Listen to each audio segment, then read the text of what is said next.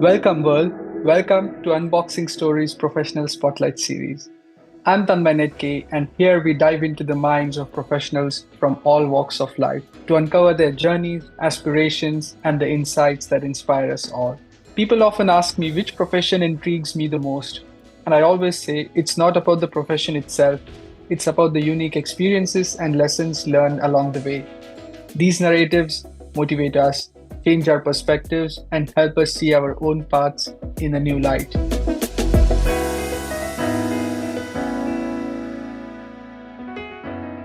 Today, I'm really excited to talk to someone that I can relate to in so many ways: career trajectory, expat life, running, playing squash, to name a few. We have never met each other in person, but we have connected with each other immediately when we first crossed our paths. Since then, I have been an admirer of his journey. He has done it all. We are talking about PhD at Oxford, we're talking about MBA, we're talking about entrepreneurship and world of big pharma. He's an amazing gentleman, always happy to have a conversation with, helpful, and always a pleasure to talk to. Today we have with us Ujang Purnama. Welcome, Ujang. Hello, hi everyone. Hello, Tanmay. Hi. First of all, amazing resume. When I was trying to look at what you have done for preparing for this conversation, you have done so many things at such a young age. It's commendable. But let me get back to where it all started in Indonesia, right? So what hmm I want to know is, growing up in Indonesia, what was it that influenced you to take on pharmacy and pave this path for yourself? And what was your motivation? What was life like for young Ujang, who was still figuring it out what to do with his life? Yeah, I'm happy to tell about my life story. I'll take you back into maybe 10 years ago. So, yeah, as you said, I'm from Indonesia. I was born and raised in there, in a small town, southern part of Jakarta. So, it's quite close to the city center, but not really. So, it's more like an agricultural part of Indonesia. And like Indonesia is one of the developing countries, and as a lot of developing countries, one of the things that we're struggling with is the education access, right?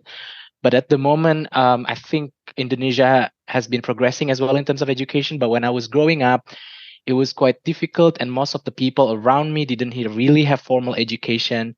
But then I realized that education is very important at that time, so I tried my best to get as many scholarship as possible to pursue this education, right? And one of the scholarship that I got when I was in high school was a 1 year exchange program to US. So it's called AFS, or American Field Service, which allowed me to go to US for a year during high school. And then that was exposing me to a lot of this knowledge, right? And the interest towards pharma, I guess, or towards science in general, started in there. So I took a lot of science classes like chemistry, advanced chemistry class, biology, and also physics, as well as math.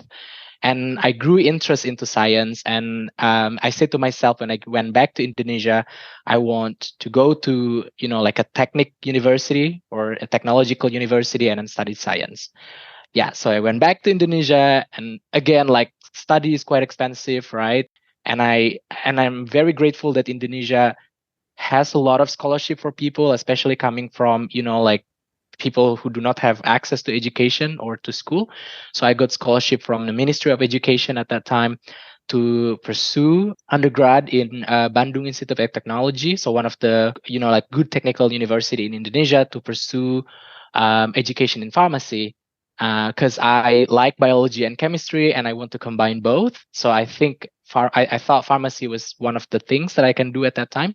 So I did it, and the rest is history, basically. That's very, very interesting. And I come from India as well. And that's why I said I can relate to you in so many ways, right? Both the countries are developing at a high pace. And what you said initially was very interesting, because at that age, especially if you're coming from a developing country where you're not yet exposed to the outside world, right? What things that you can do with your life. And when you surround yourself with people growing up, that plays a very important role. So before you went to the US, where you got exposed to this big platform, what was the motivation? What was it? Parents who influenced you? Was it a friend circle? Was it teachers at school? Movies, books? What was the influencing factor?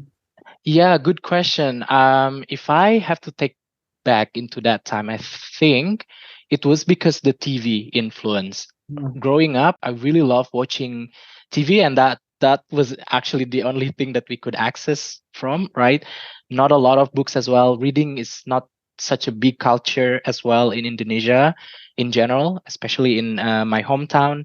So not a lot of people reading books. I did love reading books at that time, so I read a lot of magazines and also newspaper. But the big thing was the television. So there was a lot of, like, not super good shows, but there were also some good shows. Like, for example, I remember there was one show that I really love about, traveling around the world, and Right, also, like this hiking. So some maybe in this age, sort of like an influencer who right, basically went across Indonesia and across the world to hike and interact with a lot of people. And I grew interest in it, right? Grew interest in exploring the world, and I want to get out of this town just to, like, to explore the world. And like growing up, like going out of my outside of my town, it was not an easy thing. It's difficult. The public transport is not really good unless you have a car, and let alone going with the airplane, right? It's just a dream, basically. So I think television had a really big influence on me. And and then I said to myself, like, I want to get out of this town, I want to explore the world. And how could I do it? Then, I mean, like, I couldn't afford it myself, so scholarship was one of the things that I really seeking at that time. Yeah.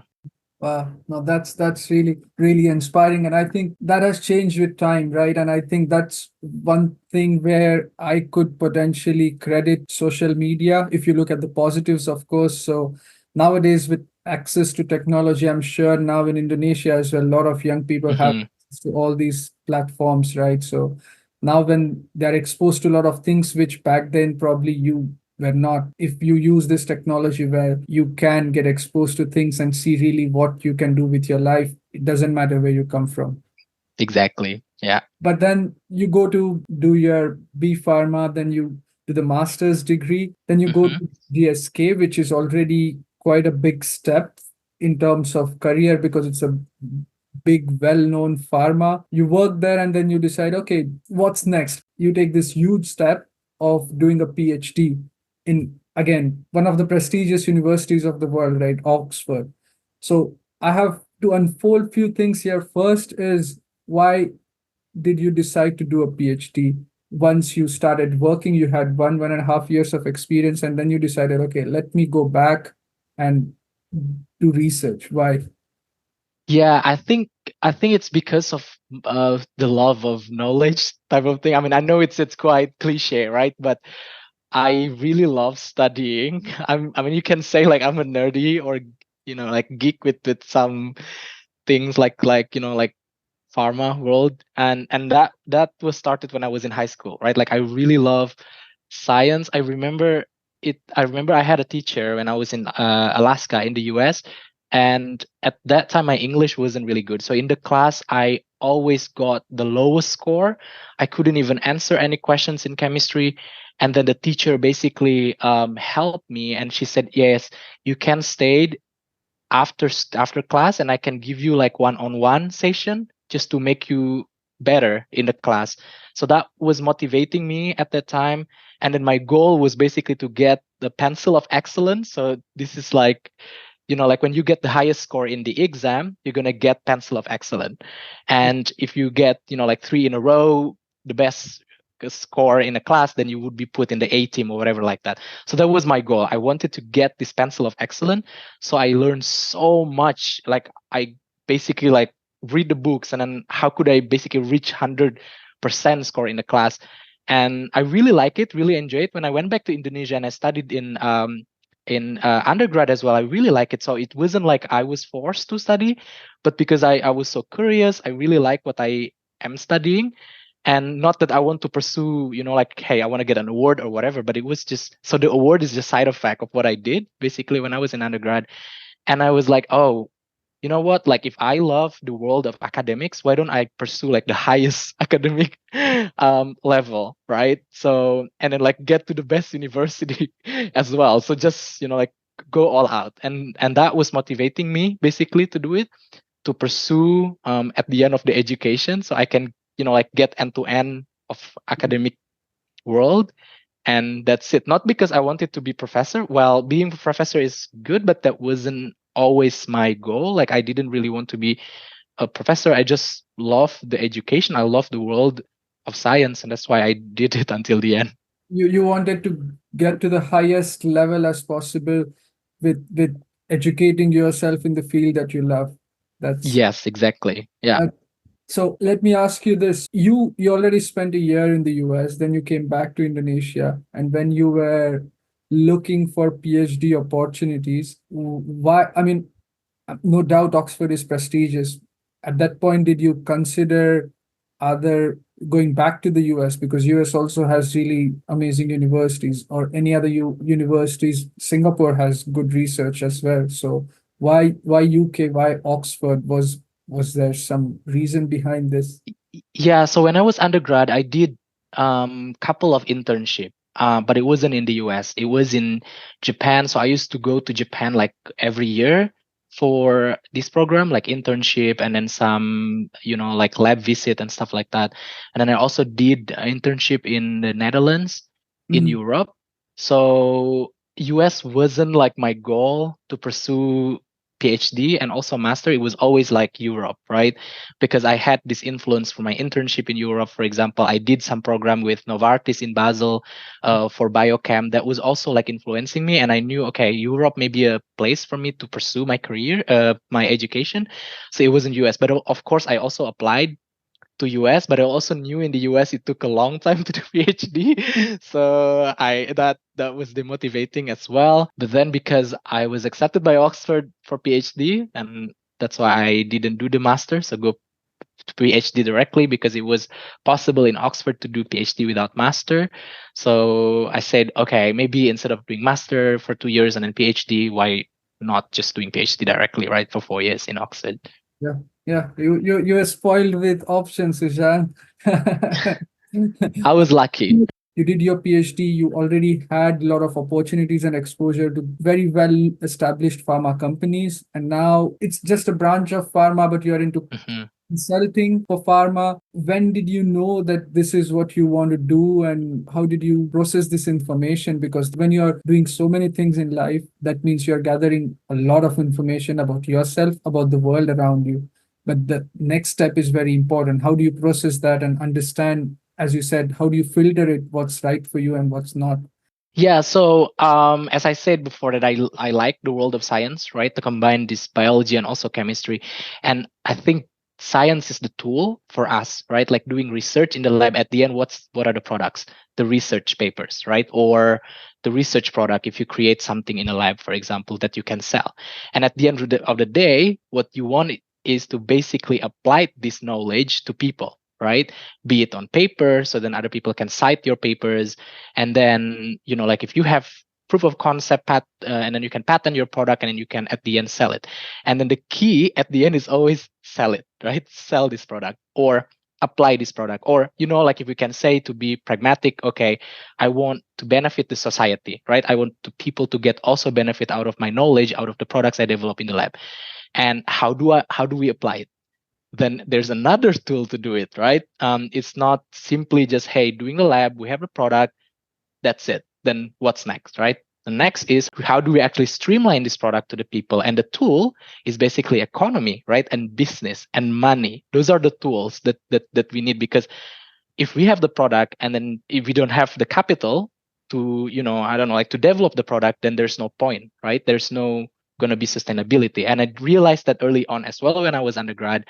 And that's why I did a lot of program when I was undergrad, for example, business plan competition. So early on, I I joined this business plan competition to develop the product that we created in the lab. So it was, as I remember, it was called Body Jam. So basically, body lotions made out of the fruits Uh-huh. that the farmers in Bandung couldn't use or couldn't sell because it's like a third grade, right?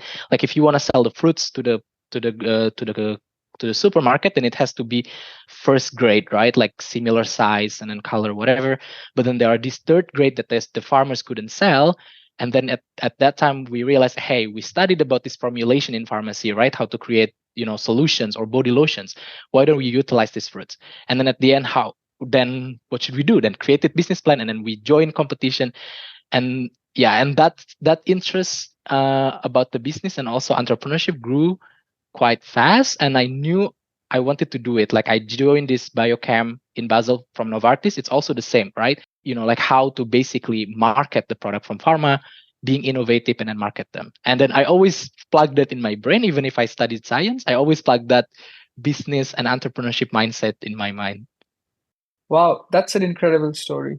It's fascinating how you always knew you wanted to learn the business. I love how you connected your passion to scientific discovery with the real world impact it can have on patient care and public health. So let's talk about Merck and in-house consulting. I'm trying to understand what you do. What's your job? Yeah, so I'm currently doing Go Global program. Right. That's like a flagship of graduate program for Merck, but I'm doing it in in-house consulting. So there are many type of Go Globals. There is Go Global Healthcare, Go Global Life Science, HR, finance. So very specific to the sectors. But what I'm doing right now is in-house consulting. So it's like consulting type of Go Global, and it's sector agnostic. So it's not really focusing on healthcare, life science, electronic, or finance or HR, but it's everything, right? Like about the company. So that's what I'm doing. It's a 2-year program, and then after 2 years, there is a possibility to join the business in any sectors or any functions that we like. Yeah. Wow. And you are how midway through the when did you start? I started in October 2022, so I have 6 months left before the program is finished. What has been the experience so far, and what kind of business units did you work with so far? Yeah, so I don't want to be biased, also not trying to promote in-house consulting, but I would say this is really good program. Like I think, I mean, I cannot compare it with others because I didn't do it before, but what I can hear from other people, like talking about the program, Go Global program is one of the best, I think, graduate scheme uh, in the class, like within the pharma world. And it was really good because I wasn't only exposed to things that I like, of course, like it's business and also science, but also exposed me to some other things that I didn't think of before. For example, I knew like supply chain exists. I learned supply chain, but I didn't really deep dive into it. But it's like a whole different world. And then like I didn't really have interest in digital at all in the past. And now I'm so hungry about it. Like, okay, but AI, but digital, I even learned how to code and stuff like that is because of the program. And yeah, and the great thing about the program is it's sector agnostic. So like you are forced also to understand finance, for example, doing business case. You are forced to understand, I don't know, like manufacturing or operations because it's consulting style, right?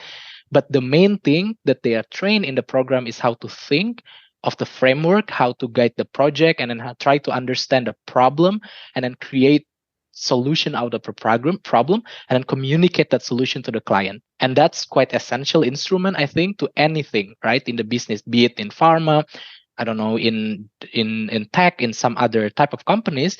This type of frameworks is quite useful. So at the end, to me, like this broadened my horizon and the opportunity. Like at the end, okay, maybe if pharma doesn't work for me, at some point I will work in tech, and I can also apply that framework. Yeah, that's very good because as you said, this is the framework. You can just pick it up, use it in technology, use it in think of a problem back in Indonesia, or even as an expat journey that you have had, look at a problem, think of the way you can solve it using this framework. That's Hmm. fantastic. I will come back to pharma because you mentioned very interesting thing that a lot of the innovation that's coming is from small pharmas, right? And we also saw that mergers and accusations and a lot of big pharma going into the small companies and bringing out these fantastic drugs, right? So COVID can be one example. Sickle cell disease or obesity drug from Novo Nordisk recently came out, and there's so much happening. When before joining pharma, I wasn't sure what is it about, but the magnificent work that goes into it, not just producing pharmaceutical products, but the background of that, there is just so much happening in so many different fields. What I want to know from you is what is it that excites you the most, not just for pharma as business, but as a society that we will be benefiting from this pharmaceutical product. Yeah, that's a good question. But sometimes, big pharma, for example, they're quite also pragmatic about what they do, right? Sometimes they want to stick with, revenue mindset, like how to make money as much as possible, and that's why not a lot of innovation coming from big pharma. But at the same time, I'm also excited about the new modality, right? Like ADC in the past, I don't think it was a thing, right? Like nowadays, a lot of pharma companies who have oncology are into ADC, right?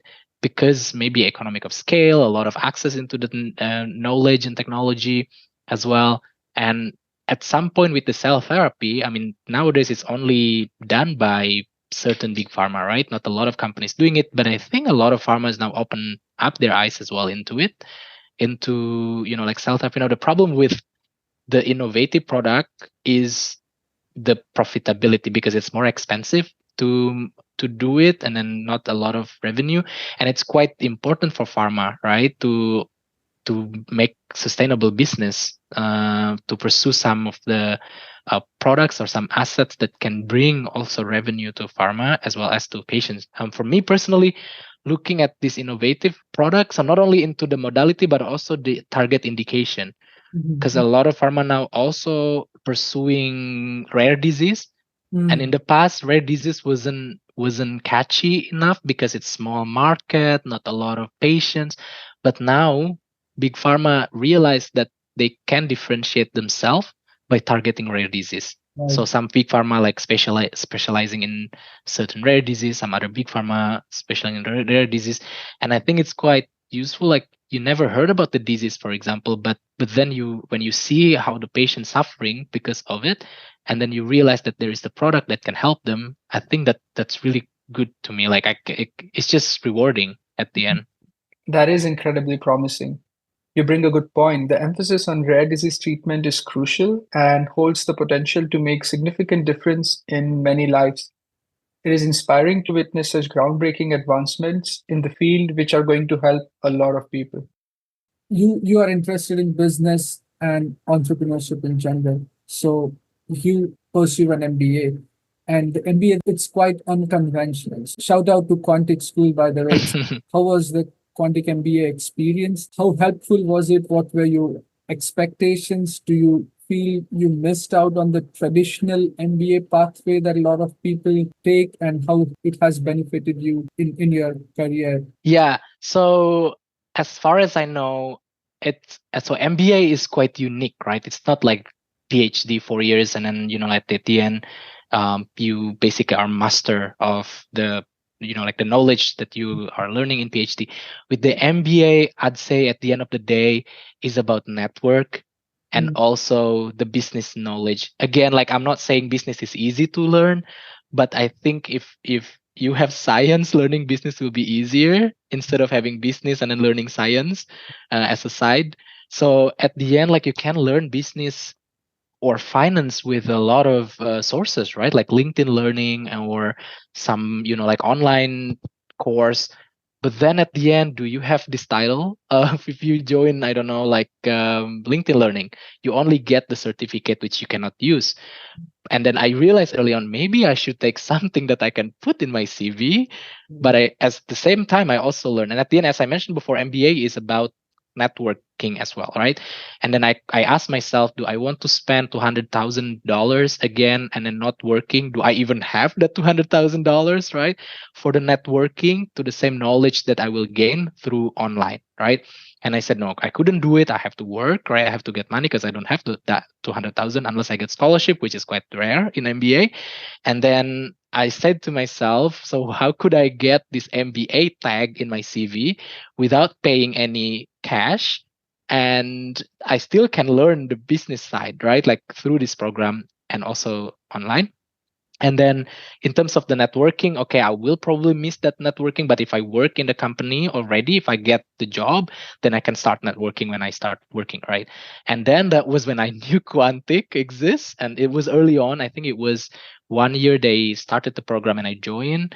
I applied and then I got the scholarship, thank God. So I didn't have to pay. And I said, okay, maybe I can do it side by side with my PhD. That's fine. Like countless night, I don't know, like sleepless night and then no weekend and stuff just to finish the program. And it was rewarding. Like that MBA tag was quite useful for my CV, basically, in addition to the knowledge, of course. And I don't feel miss out. Again, like if I want to do this benefit of networking, now I can do it, right? Like the company will pay me to join executive program Right. somewhere. Right. If you're looking for a good match for something where you don't have to commit financially to a huge amount, you don't have to commit yourself for that particular time slot every day, very flexible, and you just gain enough of business vocabulary to get on with your business side of your career. And this was just a good experience overall. And MBA title and this cherry on the top, right? So Yeah.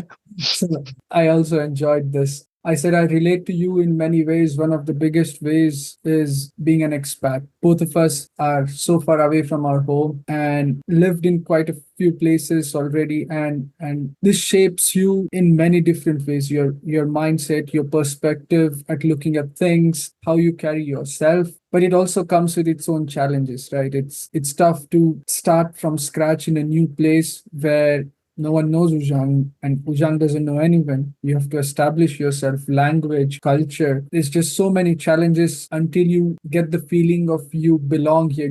You can call this place your home. So I want to talk about the challenges of an expat, what challenges you faced, how you overcame those challenges. It's, I think, again, like as I mentioned before in the beginning, right? Like what influenced me to actually pursue education far away from town. It was because this idea of adventure and then, like trying new things, it always excites me. So to me, like the idea of living in a new place as an expat, always exciting. And I always want to do it. Like now, if I have to move to Switzerland, for example, I would do it if there is any opportunity, right? Not because I don't like Germany. I really love Germany so much, but at the end, like I love to stay in a new place. But there are challenges, of course. Up until now, like my German is not so good yet. Still B1. Now I have to finish it, and then like when I today actually I just got a haircut, and then the barber cannot speak German, English, right? So I had to do it in German, and I have to force myself. That is a challenge, and then visa and that kind of stuff that is also challenging. But at the end, that challenge actually makes me, I don't know, like alive. It's like interesting. It's like a problem that I need to solve, right? Like going to Ausländerbehörde for the immigration paper and stuff like that. That's really interesting. And then read a lot of blogs that people also face the same Yeah. journey and then follow that. And it is challenging, but at the same time it is really interesting. So I love it, actually. How do you try to inculcate this feeling of belonging? So, what's the strategy that you use to make yourself feel at home in that place? Yeah, I think making connection and friends will be helpful. And then trying to join the community where, like you do something that you like and then you connect to people. And I think the biggest part of what makes me feel like a country is a home to me is the people Mhm. that lives in there. So when I was in the UK, I met a lot of, friends, my housemates, quite fun and quite good, quite supportive. And now in Germany as well, there's so many colleagues turns to be friends. They're quite friendly, supportive, and then like going out together, doing sports together. So that makes it easier for me to live in a new country. And then when I went to Singapore, for example, it's still Southeast Asia, but then I didn't know anyone in Singapore. But then I used like some app, for example. I can mention it, like for example, Meetup app or Bumble BFF. So things like that. And I use it. And I actually met one of my good friends in Singapore through Bumble BFF. And then, like we traveled together across Southeast Asia, went to party together. Yeah, it doesn't make me sad, basically, if we have friends around that are supportive. And then in terms of the strategy, I think what we can do is try to be like no, I mean, like not forcing yourself to be liked by others, but maybe being enthusiast and trying to be open-minded, not just open your mind, basically join other people. But that doesn't mean you have to lose your identity. Like you can still be yourself. You can still be, like, for me, like I can still be Indonesian, I can still be myself, right? Like I don't change my skin color or whatever, so I'm still myself, but maybe trying to be interested in other people cultures. So for me, for example, in my case, I German loves beer, for example, like loves to techno party.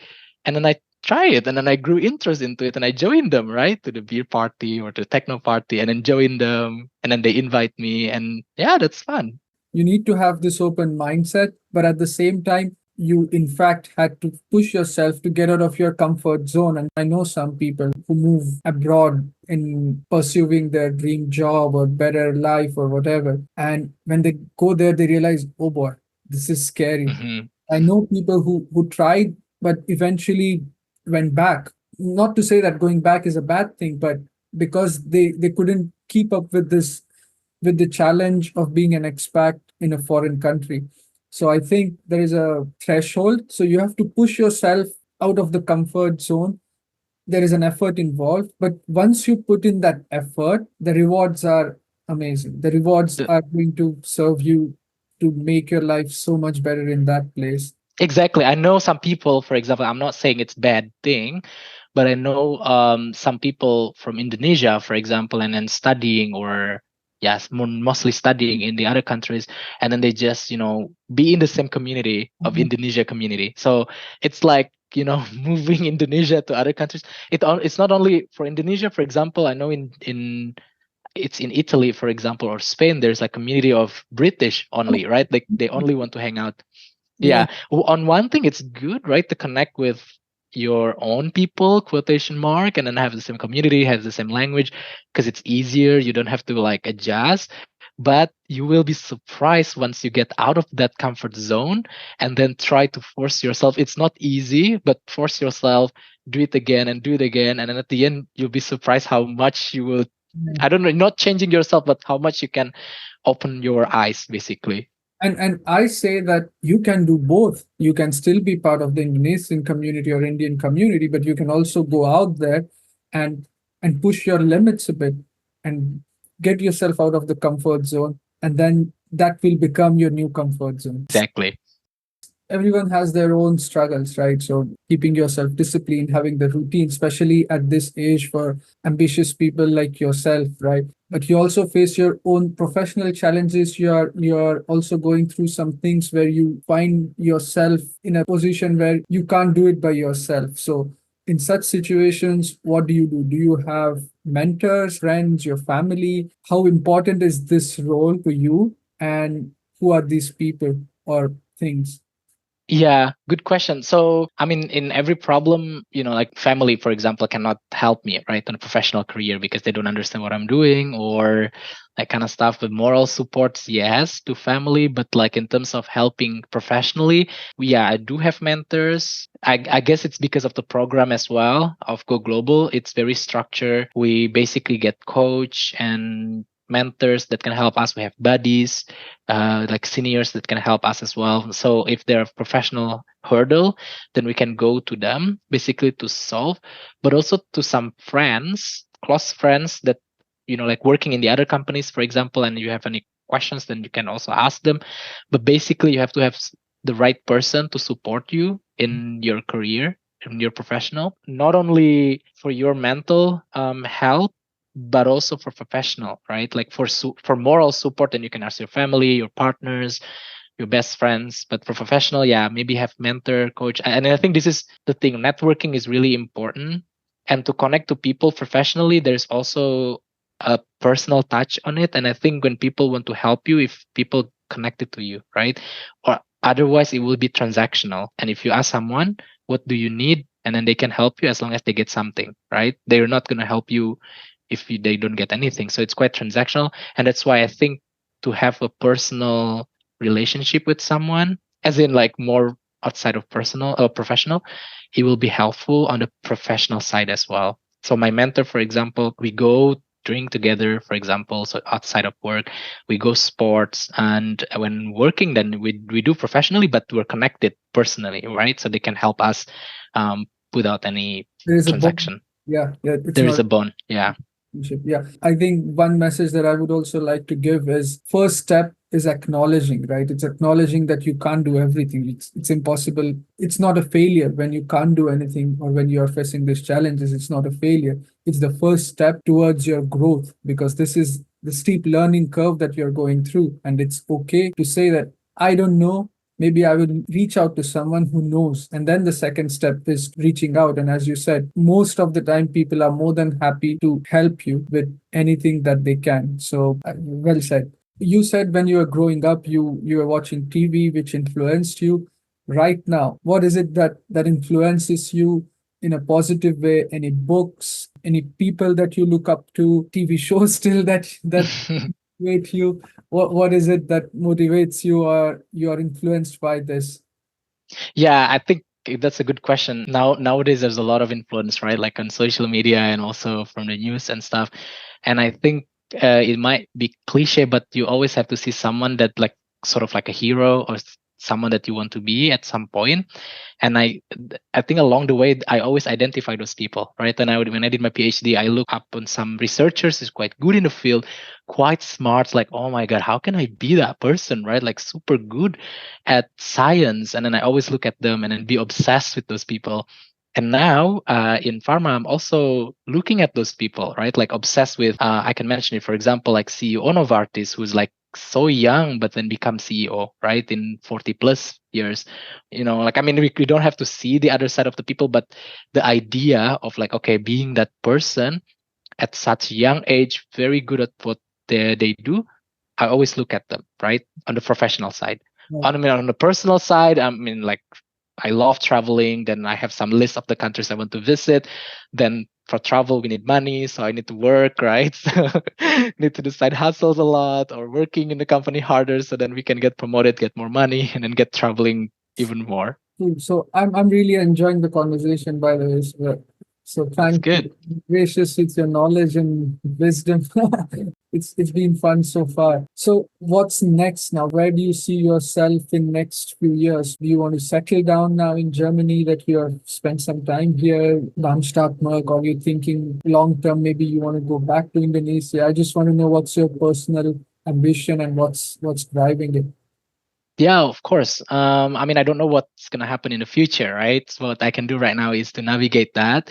So short term, maybe staying in Germany. The thing is, with Germany, it's quite good for expat because we basically are allowed to get permanent residence after 2 years if we have B1 German certificate, or 3 years if we have A2 certificate. So for me, short term, maybe applying for permanent residence in Germany to allow me to stay in Germany for a longer time. And so I have to get permanent position in Merck after my Go Global. And as you said, I have been identifying things that I wanted to do. And again, like the good thing about the program, in the second year, we're allowed join the team, right? Not working in consulting anymore.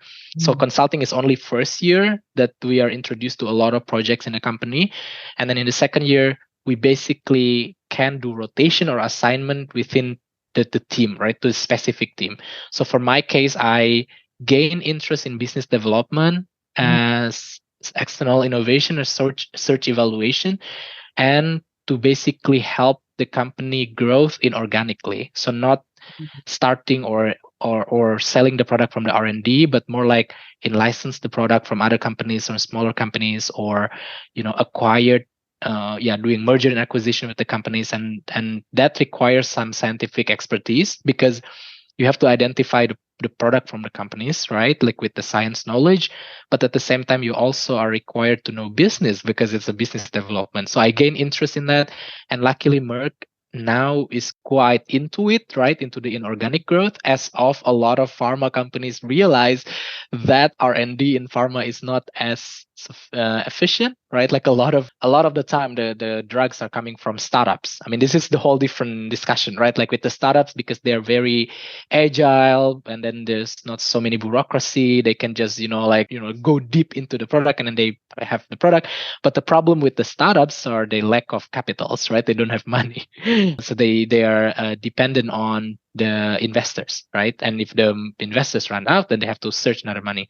Then in licensing from pharma company to the startups are quite useful, because pharma company have money, startup doesn't have money, but they have product, and then you can match. So instead of have spending a lot of time in the company doing R&D, then in licensing the drug will be an option. So for me, that was really interesting. So I did that assignment in Singapore, actually, to focus on the Asia Pacific, and I realized Asia Pacific is also growing now. A lot of European companies and US have eyes into Asia, to India, to Indonesia, because it's not only big market, but also source of a lot of innovation coming from there as well now, especially in Singapore, Japan, China. So now we license a lot of drugs from Asia as well. So having an Asian person in there maybe will be helpful. So my short term will be looking at position to support inorganic growth within the company. So not only business development, but maybe market access or new product planning, or some other, some sub team Right. within an inorganic growth. And long term, so I don't know if I want to go back to Indonesia just yet, but I would. I mean, now I am investing in there as well. So that will be something in parallel, I guess, like having investment in Indonesia at the same time working in Europe. But when you say investing, so you mean investing in the capital there, or you have already something going on in Indonesia of yourself? Yeah, I have already something going on. So I am interested in the agriculture Right. part, and my family also are into agriculture, right? And working in agriculture. And I think one of my dreams is to basically have a lot of rice field in Indonesia, because the problem is Asian countries and Indonesia as well. I don't know with India, but we're so into rice, right? And the problem with Indonesia, it's a big country, but we're still exporting rice from other countries, from Vietnam, from Thailand. It's quite sad, actually, that we have such a huge, a massive land, but we still importing rice from other countries. And I realize in my hometown, for example, it's close to Jakarta. Now a lot of rice field is converted into houses, because the farmers, they are willing to sell the land for a lot of money, because rice field is not super profitable. So my goal is to basically like buy all of this rice field and then expand it. So I'm into it now. Wow, cool. Quite ambitious, like everything that you do. Good luck with that. It's always nice that you're working towards something personally, professionally, in any way possible. So I really like it. The podcast is called Professional Spotlight Series. This is the question that I ask every guest. So if you have to put three spotlights on your life journey, one in the past, one in the present, and one that you foresee yourself for future, what would these three spotlights be in terms of milestones or anything, turning points in your life? Oh, it's a bragging moment, yeah. I think so. I never thought that I accomplished thing. I feel like this is the journey. Like there's always something that I want to pursue, right? But if I have to say, like, what did I like most, or proudest moment or proudest thing that I got in the past, maybe like getting PhD from Oxford in the past. That was rewarding. I think that was my spotlight, probably. Not so much because it's Oxford, but because of how like someone from little town in Indonesia could go there and then finish the study in Oxford. And I think getting Go Global program at Merck also, that's a spotlight. And I don't think it's easy to get.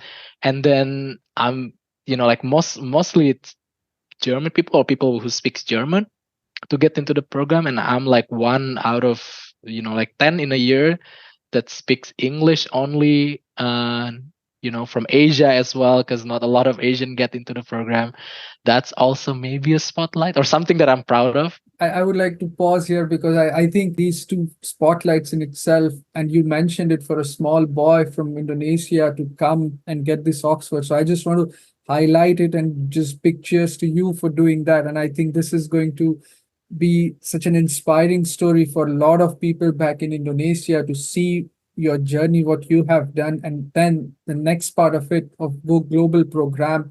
It's just inspiring for me, and I'm also sure that it's also going to be inspiring for a lot of people. But I just wanted to take a pause and just appreciate the magnitude of these milestones in itself, because a Yeah. lot of people have gotten PhDs from Oxford, but this is special for the backstory, right? And this is what Mhm. I like. So yeah. Yeah. It's not so much about, okay, you're the best among other people, no, but it's more like, hey, I feel good about it, right? But I think the most important thing that I get, or maybe this is also like future projection, is the personal growth. Like to me, I am now comfortable being myself. For example, like not restricted to anything. I have like, my mind can think of anything I want, not restricting to any Mhm. norm. I'm more brave now to be myself, for example, personally, and then being able to pursue not only like materialistic, right, like traveling or owning something or have money, but it's more like personal journey. My mind is not restricted. Like I'm not afraid of, like I don't know, saying who I am, or yeah, being myself and just do what I want. And I think Europe helps me a lot in that sense. Like I don't think I can get that when I'm in Asia, for example. But I mean, everyone is different. But for me, it's more like my personal journey. I get what I want, and then that's what I'm gonna pursue again in the future. Amazing, amazing, amazing. I don't think there can be anything else to ask after this. I think this is a very good high to stop on. And again, thank you very much for taking your time and being gracious with your information about your journey, knowledge. I really appreciate it. I hate it that we have to stop, because this is the first time that we actually sat together and had a at length conversation, and I really enjoyed it. I hope you did too, and I hope the audience who listen will also do so. Thank you very much, and it was fantastic. No problem. Nice that you have this. Thank you. And that's a wrap for this episode of Unboxing Stories Professional Spotlight Series. I hope you found today's discussion as inspiring and insightful as I did. If you enjoyed this episode, please subscribe, rate, and leave a review on your favorite podcast platform. Your feedback keeps our passion alive and helps us reach more incredible listeners like you. Thanks for listening. I'm Tanmay Netke, and I look forward to having you join us again for our next episode, where we will feature another fascinating professional. Until then, keep striving, keep thriving, and keep unboxing your story.